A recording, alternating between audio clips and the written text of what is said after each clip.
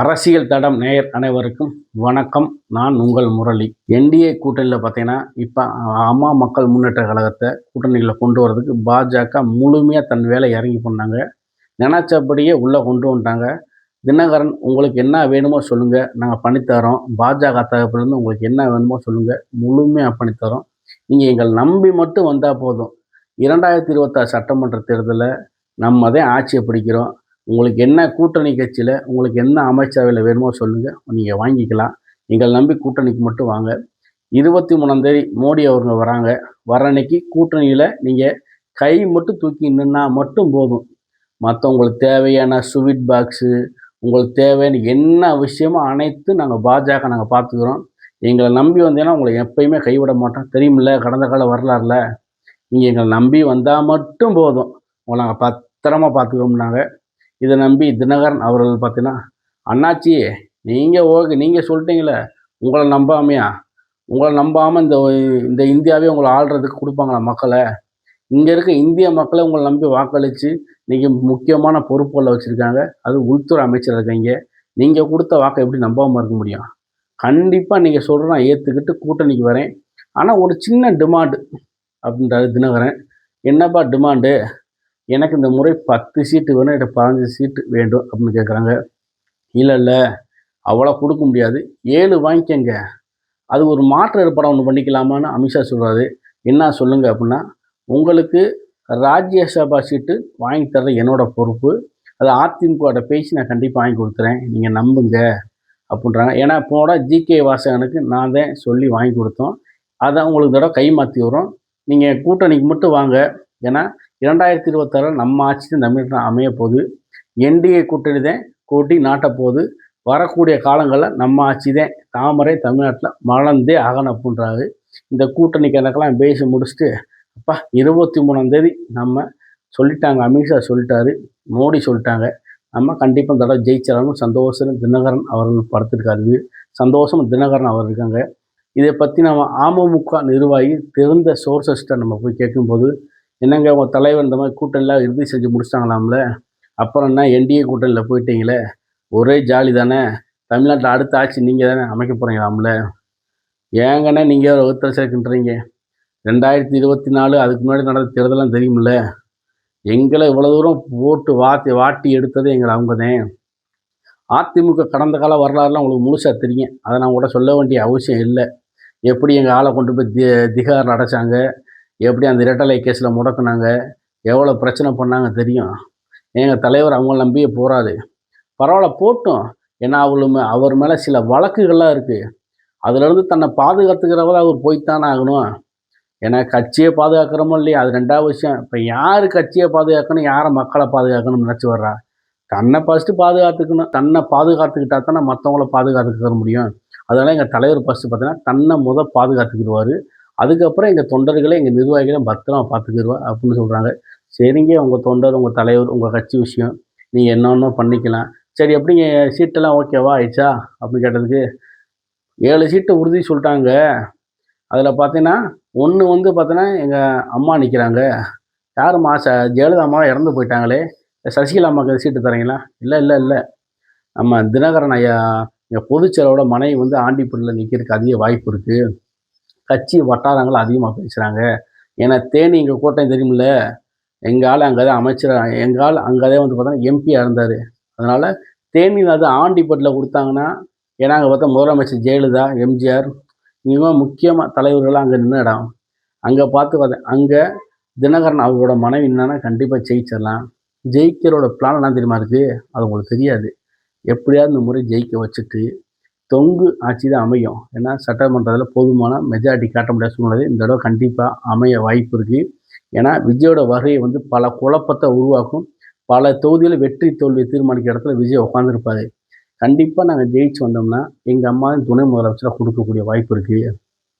அது எங்கால் ராஜ்யசபா கேட்டிருக்காருல, ராஜ்யசபா சீட்டு தரேன்னு சொன்னப்போ பாஜகட்ட காதில் ஒரு விஷயம் லைட்டாக சொல்லிட்டு வந்துட்டான்.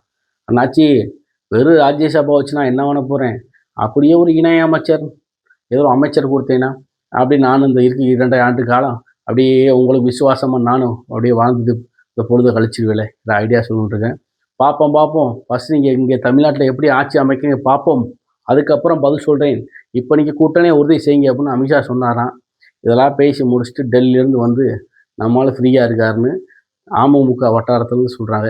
இதை பற்றி அதிமுக தரப்பில் போய் கேட்டதுக்கு, என்ன தலைவா கூட்டணிலாம் கன்ஃபார்ம் ஆயிடுச்சாம்ல, இந்த தடவை ஆட்சி உங்களுக்கு தானே அப்படின்னு கேட்டதுக்கு, கூட்டணிலாம் பண்ணிட்டாங்க, அதில் எந்த மாற்று கருத்து கிடையாது. அவங்க வந்து எங்கள் கூட்டணியில் வரலங்க, அமமுக எங்கள் கூட்டணியில் கிடையாது, அவங்க பாஜக கூட்டணியில் வராங்க. என்னங்க குழப்பமா இருக்குது? பாஜக யார் கூட்டணியில் இருக்காங்க? பாஜக எங்கள் கூட்டணியில் இருக்காங்க. அதிமுக பாஜக எங்கள் கூட்டணிங்க. பாஜக அமமுக அவங்க கூட்டணிங்க. என்னங்க ஒரே குழப்பமா இருக்குது. ஐயய்ய! இப்போ பார்த்தீங்கன்னா எங்கிட்டேருந்து ஒரு குறிப்பிட்ட சீட்டு நாங்கள் எடுத்துக்கிடுவோம் தொகுதியை. மிச்சம் ஒரு 70 80 வந்து பார்த்தீங்கன்னா பாஜகவோட ஒப்படைச்சிருவோம். அவங்க தன் கூட்டணி கட்சிக்கு அவங்க பிரித்து கொடுத்துருவாங்க.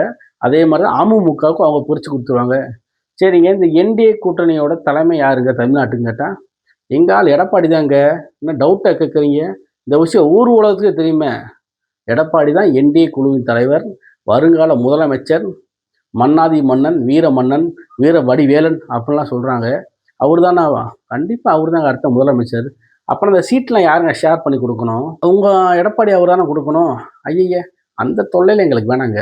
எல்லாத்தையும் பார்த்தீங்கன்னா நாங்கள் பாஜக தரப்பில் ஒப்படைச்சிட்டாங்க. நாங்கள் பதவி ஏற்க மட்டும்தான் எடப்பாடி பழனிசாமி என்னும் நான் அந்த ஒரு பதவி ஏற்கிற வர பொறுப்பு மட்டும் எங்களுக்கு. மற்ற எல்லா பொறுப்பையும் பாஜகவே கம்ப்ளீட்டாக பண்ணி முடிச்சுருவாங்க. ஐ டோன்ட் கேர் அப்படின்னு எடப்பாடி ஜாலியாக இருக்காருங்க. எதை பற்றியும் கவலைப்படல. நாங்கள் பதவி என்னைக்கு ஏற்றுக்கலாம், என்னைக்கு நல்ல நாள், என்னைக்கு வலது புறைன்னு மட்டும் நான் யோசிச்சிருக்கோம். மே மாதத்தில் அன்னைக்கு உடனே பதவி ஏற்காது எங்கால யோசிச்சுருக்காரு. இதெல்லாம் ஒரு விஷயம் இல்லைங்க. கண்டிப்பாக அடுத்த ஆட்சி எங்கள் ஆட்சி தாங்க, கவலையே படாங்க அப்படின்னு அதிமுக தரப்பில் சொல்கிறாங்க. பாஜக தரப்பை கேட்டோம்னா, இந்த தடவை எங்கள் தலைமையில் தான் இங்கே வந்து பார்த்தீங்கன்னா தமிழ்நாட்டில் கூட்டணி யார்? பாஜக தலைமையில் தான் தமிழ்நாட்டில் ஃபுல்லாக அனைத்து கட்சியும் கூட்டணி. நாங்கள் தான் சொல்கிறோம், கண்டிப்பாக எங்கள் ஆட்சி தான் அமையும். ஆனால் கூட்டணி ஆட்சி அப்படின்றாங்க. என்னடா 3 பேரும் 3 விதமாக பதில் சொல்கிறீங்க, ஒரே கேள்விக்கு 3 பதில் சொன்னால் எந்த கேள்விக்கு எந்த ஆன்சர்ரா அப்படின்ற மக்கள் குழம்புறா, நம்மளும் குழம்ப முடியாது. இந்த 3 கூட்டணி, முக்கோண கூட்டணியா எப்படியோ சொல்லுவாங்களே, ஒரே கயிறில் ஒரு கயிறு வச்சு இழுக்கிறோம். அந்த கயிறில் பார்த்தீங்கன்னா 3 சாரட் வண்டி, ஒரு மாடு இழுக்குது.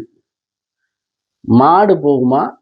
வண்டி ஒரு மாடு இழுக்குது, மாடு வந்து சேர்ந்துருமா? அந்த 3 வண்டி இழுத்தா எப்படி லோடு தாங்கும்? இதெல்லாம் முக்கோண கூட்டணி செய்யக்கூடிய டார்ச்சரில் இந்த கூட்டணி எப்படி 2026 மே மாதத்து வரைக்கும் இந்த கூட்டணி நிலச்சி போக போகுதுன்னே தெரியலை. பார்ப்போம். ஆனால் இதில் யாருக்கு எந்த பெரிய லாபமும் இல்லை, யாருக்கு எந்த பலனும் இல்லைங்க.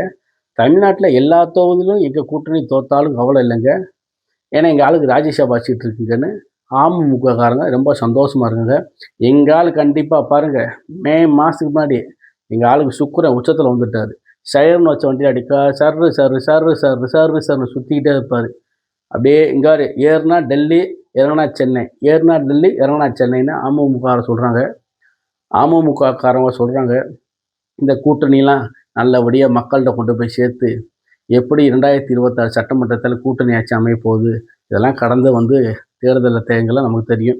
இதில் முக்கியமான விஷயம் பின்குறிப்பு.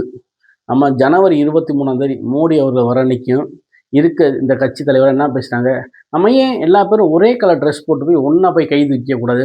நம்மளாம் ஒத்துமையாக இருக்கணும்னு காமிக்கிறோம்ல. அதுமா எப்படி ஸ்கூலில் ஒரு ஃபங்க்ஷனை வச்சு குழந்தைகள் அப்படின்னா ஏற்றத்தாழ்வு இல்லாமல் எல்லா பேரும் ஒரே யூனிஃபார்ம் மாதிரி போட்டு போடுறாங்கல்ல, அதே மாதிரி நம்ம எல்லா பேரும் ஒரே யூனிஃபார்ம் ஒரே கலர் ட்ரெஸ் போட்டு போய் கையை தூக்கிட்டு போமா, அப்போ மக்கள் மத்தியில் நமக்கு ஒரு அனுதாபம் கிடைக்கும். இவங்களாம் ஒத்துமையாக இருக்காங்க தெரியுமில்ல, அந்த மாதிரி பண்ணலாமான்னு யோசிக்கிறாங்களா யார்? இந்த கூட்டணி கட்சினா இதை யோசிக்கிறதுக்கு 3 நாள் யோசிக்கிறாங்களா இந்த பிளானை எக்ஸிக்யூட் பண்ணுறதுக்கு. இந்த பிளானால் இப்போ ரொம்ப யோசிக்கிறாங்கப்பா. இந்த என்டிஏ கூட்டணி பார்த்தீங்கன்னா அப்படி தூங்குறதே இல்லை, நைட்டும் பகலும் பேனாவை எடுத்து ஒரு நோட் பேடை எடுத்து அப்படி எழுதிட்டே இருப்பாங்களாம். என்ன செய்யலாம், எப்படி தமிழகத்தில் ஆட்சி அமைப்பது, அடுத்த துணை முதலமைச்சர் நம்ம என்ன செய்யலாம், யார் அப்படின்னு பல்வேறு கேள்வி அவங்களா கேட்டுக்கிறாங்களாம். இந்த கூட்டணியெல்லாம் அப்படியே கடந்து வந்து மக்களிடம் எப்படி மக்கள் மனதை வெல்ல போகிறார்கள். 2026 சட்டமன்ற தேர்தல் வரைக்கும் இந்த கூட்டணி நிலைத்து நிற்குமா, இல்லை இந்த கூட்டணி போய் சேருமா என்பதை பொறுத்திருந்து பார்ப்போம். நன்றி, வணக்கம்.